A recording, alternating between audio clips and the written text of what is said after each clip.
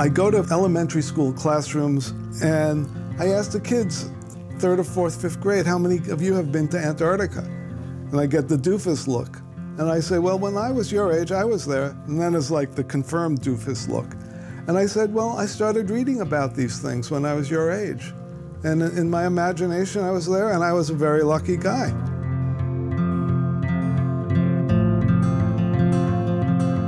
I go to the furthest reaches of the planet, polar regions and tropical regions. So if I go that far away, what do I do when I come home? I drop anchor in home ground. Tens of thousands of miles on the roads of the United States, going into towns and across open lands and into cities to help me crystallize the characteristics of that part of America. I do think I'm an explorer. But I could say I walk out the front door in the morning and I can go exploring. It's just how you want to be grabbed by the world and grab the world back. My name is Stuart Klipper, and I'm a photographer.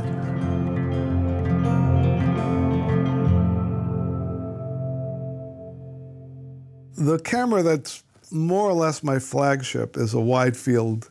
The frame is 1:3 ratio.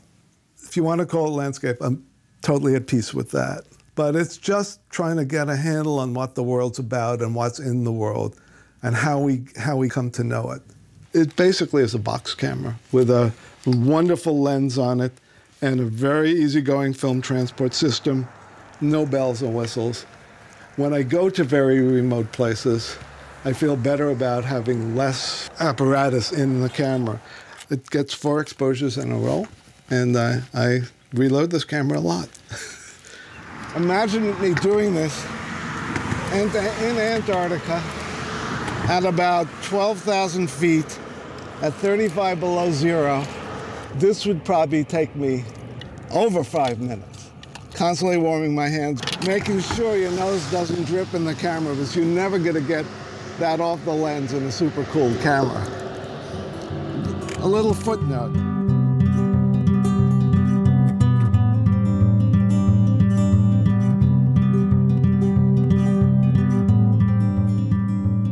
The pull of the poles, I don't know where that came from, but one of the rare things I would ever brag about is the fact that I know I'm amongst only around 400 people who've stood at both poles. Working in the field and camping in Antarctica, it can be a bit daunting. They outfit you with ECW, extreme cold weather clothing.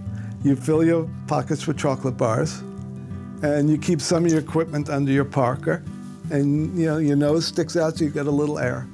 And you got to be careful not to let the equipment touch your face, because at that temperature, metal will burn your skin. This is the South Polar Plateau. Not many eyes have seen it. I've been to the pole 4 times, and I photographed that line again and again and again, and it's one of the more profound experiences I've had in my life. And this is Stuart Klipper's maybe most well-known photograph. I was coming north on a Russian vessel and went down at to the fantail, the lowest deck, had my parka draped over me in the camera, pirouetted around between the swells that were breaking, and who knew, Who knew you're standing there trying to keep your camera and yourself from washing overboard? That was a phenomenal experience. This is like God's own Zen garden, for want of a better term. Very unusual sand. And this was a place that no one had ever been before. So our eyes and my emulsions were the first to record images of that particular part of Antarctica. The fact that I can come back and show this to people is a deep obligation of mine.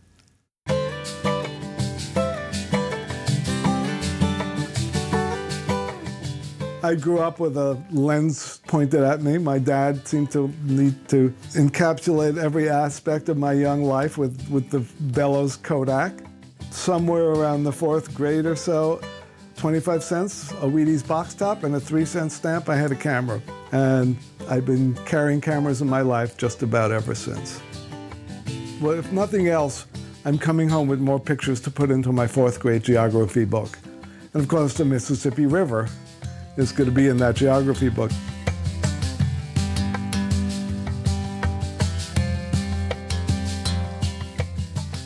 I walked across the High Bridge early on, and I photographed it, I would say, over the course of 4 decades. I've probably gone there twice a decade. A few weeks ago, a day like this, I realized it's been quite a while since I've been on this bridge, but it was one of my first discoveries back in the 70s, when you can walk up the steps, but a lot of the old industry is gone, so industrial infrastructure. But it was time to return again. I mean, this is a view that truly is, whatever decade, it's a monumental American view. I mean, it's been immortalized in literature and folklore, too.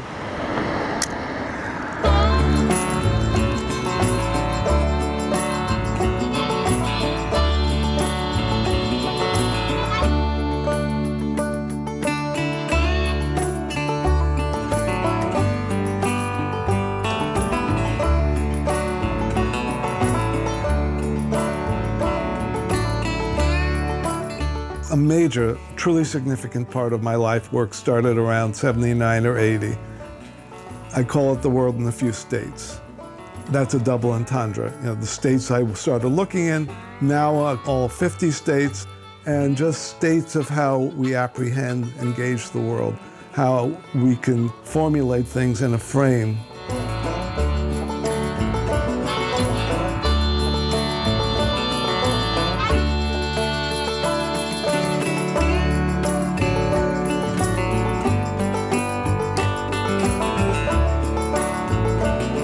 Approximately 300,000 photographs. I'm thinking it's ever expanding. It's totally redefining itself in terms of new categories of things I want to look at. And there's not going to be any end to it, because every road I go down, there's another turn that I could take, and down that road, there's another turn.